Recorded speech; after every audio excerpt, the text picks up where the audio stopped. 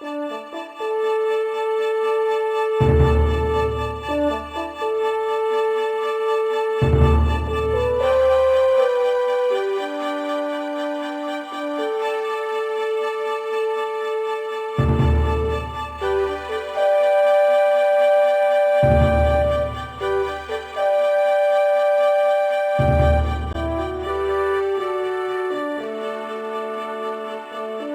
史的脚步，环境的改变，犹如流星岁月。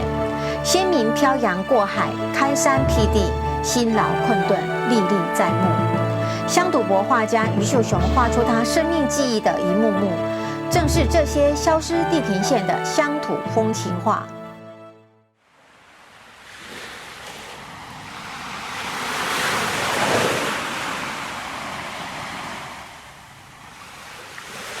我们的祖先是从中国福建里过来台湾，那时候养兄弟，从那苗栗县白沙屯那登陆的时候人生不熟，那时候人也稀少要开发的时候，就是在白沙屯开一些荒地来种这些干粮，这些生活。那时候也是穷到2个人只有穿3条短裤。一个人换，明天一个人就不能换。先民唐山过台湾上路以后，要先找到有河边，河边的时候就找到一个比较宽广的地方，就地取材，就盖一个茅房，暂时住。我们先民多辛苦，流浪到台湾的时候，想要开辟做天下，结果来到人生不熟，什么都没有。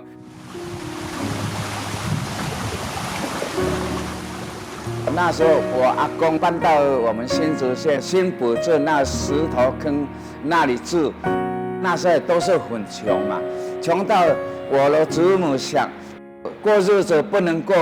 连吃东西都没有可以吃，都吃那地瓜茎哦，不是地瓜哦，人家不要那挺下面的根，我们穷到这，干脆就死就算了，结果他出了3次的那个毒鱼的伊田水出3次没有死。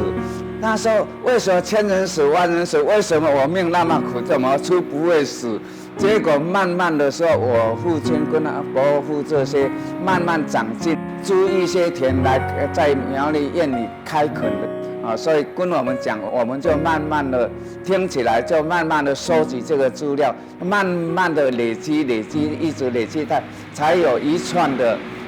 先民过台湾的故事的画册出来。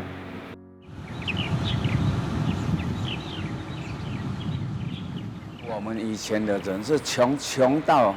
只有你要给我工作，什么工作上山下海都会去。因为以前的人很穷，我们都是很勤劳。人家说要勤劳打拼才会有出头的日子。不管开田地开河船，什么东西都是一样做，种田什么。我们5、6岁的时候就要养鸡在兄妹，我做老大，什么事都要做。光复以后，跟我爸爸就是种田我爸爸会盖三合院、盖庙，我就慢慢的跟他学习，外面有钱赚就赚一点补贴家用。盖庙的时候，那个差不多17、18岁而已。到20岁左右这个时间，你才能挑砖做什么，从小工做起，也不是一下就会。做师傅哪有这么好？早上一天亮就出饭出好，做到12点没有厕所就没有下来，就在屋顶这样做到晚，看人没有。他快要晚的时候，他主人为到多省一点钱，都是故意给他水泥多敲一点，他会硬掉，你就乖乖的你就做。所以我跟我父亲说，这样的事业太辛苦，我们要来改行了，改成我们做比较精致，做生意，所以才会搬到新竹竹东。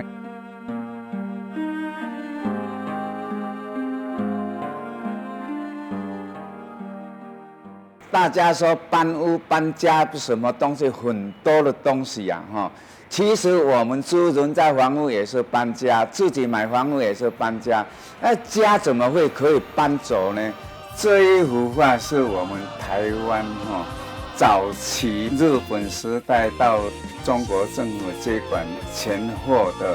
云林、嘉义、台南是沙布平原，没有水库之前都是种干粮、五谷干粮。但是日本时代的时候，在推展这个种甘蔗所以我画有一些甘蔗园甘蔗这样。但是那时候台湾穷人很多都是种田这些佃农，那个佃农常常搬房屋，就是因为平原那很少有竹子，很少大木材他们因为嘉义靠山那个地方很多出产这个赤子啊，其他的大子这些所以就用竹子做房屋用组合起来里面窗户这些种的东西剥开都假设换个地方住的时候，也不会搬很远，最多1公里、半公里这样而已，就换一个地方。所以大家的时候亲戚朋友邻居大家互相帮忙。帮忙的时候有的最多最少也是差不多要50左右人，因为在外面看到只是部分，有的在里面，有的在那边看不到。因为我爸爸有去帮人家盖过，回来讲给我们听是怎么样，我们才会这个故事没有失传了，把它画起来给后人了解。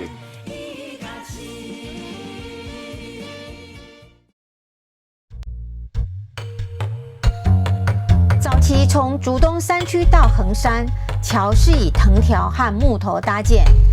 日据时代的竹东林业兴盛，伐木工人汇集于此，是个商贾往来、人车络绎的木材小城。1925年所建的小江亭是当年人力轻便车的停靠站。余秀雄画家从院里移居到竹东有50多年之久，在他的画中表达了历史变迁的怀古幽情。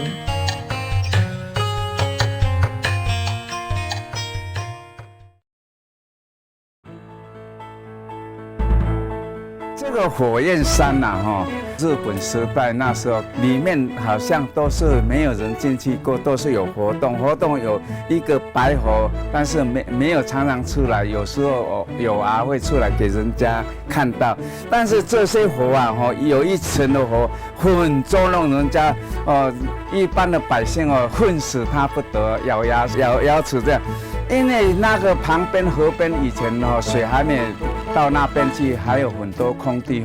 人家那个这些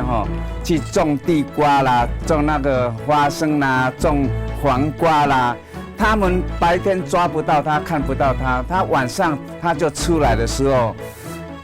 他这个人家种的地瓜，他就都一只一只帮人家拔起来，看一看就丢掉了。再看到前面一个，后面背他一个又丢掉，最后他还是一个猴子只有背一个黄瓜回家而已。但是整田的黄瓜一晚上通通给他毁光光。《西游记》里面这个孙悟空在火焰山里面很长的故事，我就帮他画一个孙悟空大喜娶亲，所以那一幅画就是真的很热闹。13、14岁的时候，邓照开始要检查的时候，我们家里不过烧。那时候大家在种香茅、种这些东西都是开垦，不小心的时候引发火苗的时候，一般来讲都是这树木砍了，给它杀东西，给它干了以后放火烧，但是要开火路这些，所以现在又在没落，现在没有人家在管理了。这一幅画是在苗栗县燕里镇那个妈祖庙叫做慈和宫这一幅画是60年那时候打造，现在这一幅是完造，是在庙面前。我有画好几幅，但是这一幅只是主庙里面晚上拍的照回来画的东西，所以这个他们这个没有像那个我们客家庄的猪笼，他们都好几百条的猪在5个灶坛，在这个主庙的灶坛的时候所以这个猪就用铁架简单排起来。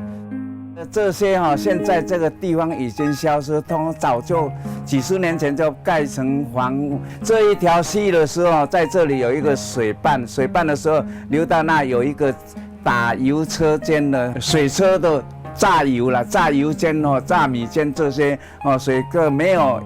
用的时候，就水泵打开人就在那里洗衣服。但是人家挑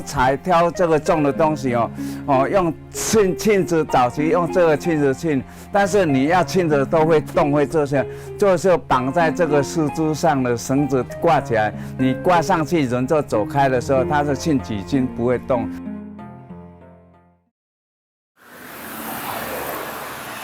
竹东以前没有这些大桥，50几年前都是水底桥，还有或者板桥、临时桥。竹东的经便车是从新竹那个旧社，那南寮旧社到新竹，到关东桥，到那个工业院，到我们竹东。竹东有一个车站，这里的经便车是到上平，到内湾，到竹北东海。以前有钱人家或者日本人这些人才能做，我们竹东的做人都比较少，都是做运材木、油盐这些材料的东西的。但是我坐过经便车是在苗栗县燕里镇，那个燕里有一个经便铁路线到三角。以前我小的时候要坐去街上，都没有钱，就是要帮他推上坡，下坡他就给我们坐，也是很好玩。经便车它是单线人坑的，人多少的人要让人，假设坐人的要让货，下坡的人要上坡的人也一样要相让，不能说他只是单线，那么就会打架起来了，不行，它有一个规定。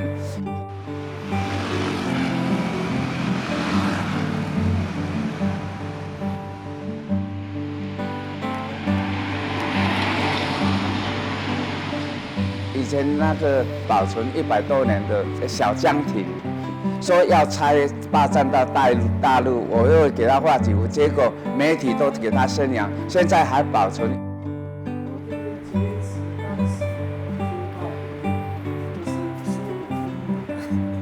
我从苗栗燕里搬到竹东，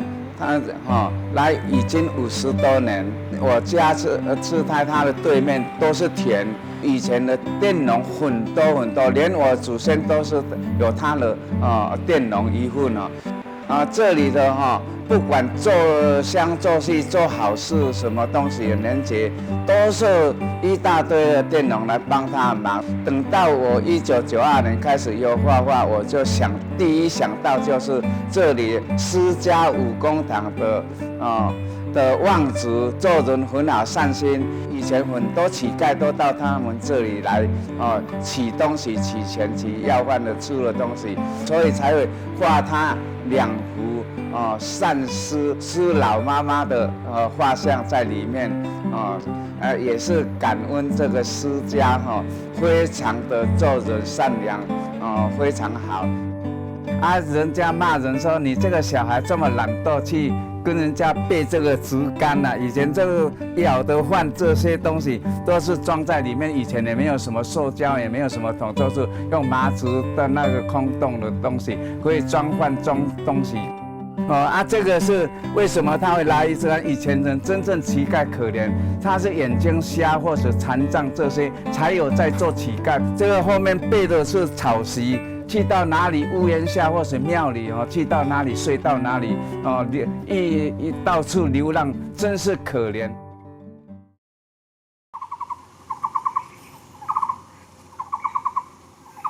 我们台湾的高山以前没有路，都是不是走半天，不是上坡下坡上坡，有的挑东西人很累有时随身走到那里。大家都口干但是那个茶亭盖起来都是100年茶亭，每一个茶亭都有一个故事。我画那一幅那个茶亭的故事，它是在我们台湾新竹县北埔乡38道中间跟峨眉交界处那个峰顶上，那时候都是善心人家提供你保佑我今年顺利平安子孙旺足这样每天早上都烧一些茶给人家喝茶里面茶桶里面也有秘密，为什么好好的茶干净去放那个我们骨壳的骨坑去洗干净来茶倒下去就骨坑放下去，因为每一个人走到那里都是气喘如牛啊，一下就见到水的时候，马上就摇来就喝下去，10个有9个会伤到肺就伤到内伤了，所以你要给他吹气那个骨壳的时候，才不会伤到肝脏。后来那个茶亭慢慢废掉荒废的时候，以前交通不需要用到。这一幅画是我们新竹客家人的信仰中心，是全国唯一最大的义民庙。以前就是义民将士跟人家打仗所盖的庙这讲起来故事很长。每年农历7月22号的时候做中元节，中元节的他们有新竹县、桃园县这些14大庄，14年、15年轮一次这样所以杀大只每年的时候都在大只比赛，那个优等的时候特优最少有的1000多斤，1500、600斤以上的猪才能得到这个冠军。像这个前面这个是卤煮得到特等人家赏了金牌什么，但是假设到现在目前以我所知每一个人养这个猪比赛有的专家养，有的自己养但是猪很不好养养到最后会听人家话，重了不会走路，所以这个他要起码要有花，像现在台币你要养一条猪来杀得到这个冠军的时候，起码要花100-200万的费用来消耗，才可以去当这个卤煮这些。客家人的习俗，在活动了或是娶亲了，这是热闹的地方，叫做摇船这个摇来摇去，这2个人在摇，布也会动这个2个，一个旦一个小丑这在里面对唱唱起来是真是好看。所以但是现在慢慢这些人老了，都很少人家会唱这些东西所以慢慢的消失，所以我就把它画记录下来，留给后人。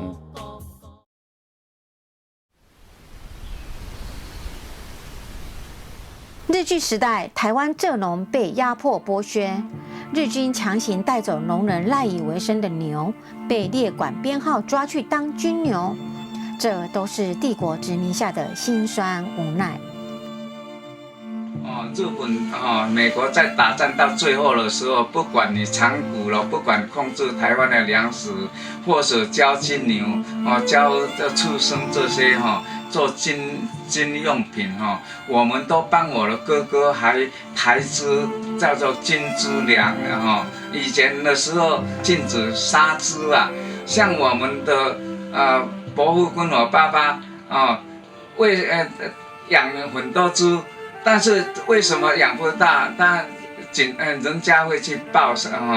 他说某某人偷杀猪，他没有证据你要怎么？但是那个派出所的警官来的时候说，你的猪怎么常常说养不大？我的伯母说，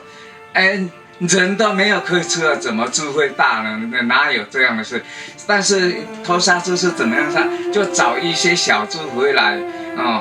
放下去，晚上的时候慢慢用猪笼的时候，不用抓会叫人家都知道。拿到水沟里面一下子就给它沉在水里面，它就叫不出来嘛。一下子还没断气的时候，马上放血这样。那时候都是靠牛来耕种，才有办法可以生产稻谷这农业的东西嘛。他又跟那个卫生所了、派出所了来看你的牛，都是来检查到最壮、最肥、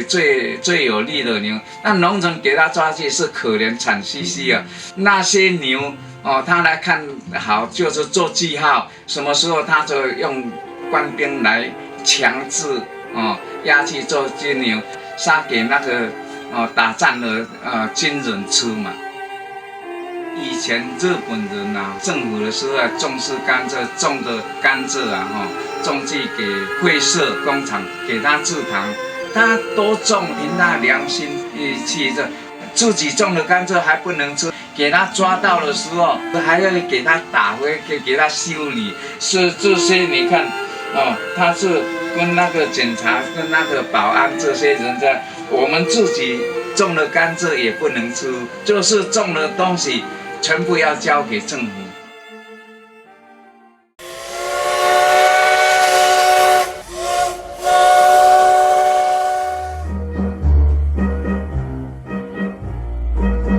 我个人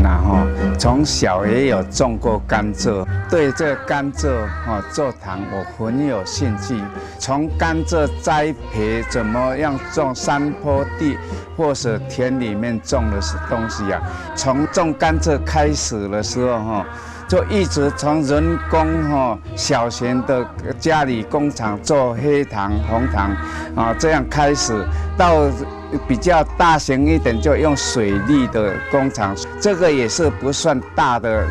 甘蔗糖厂，所以一定要有台中货理善化的虎尾这些去了解这些最大的糖厂，去了解这些东西所以才把这些文化把它连在一起。目前来讲，这个系列已经完成。我们水以前是很自然，到处都是有泉水。以前我们站在这个地方，前面水沟就是鱼，就是好多，用脚去撩，随便挑一挑就有可以吃。小的时候我洗衣服，这也是一样，在后面有河边，那个鱼都会抢着我们的东西去吃啊。以前那个水斗吹米就是客家人发明，客家人的地方就是靠那个水这样出来生活，才有发展到今天。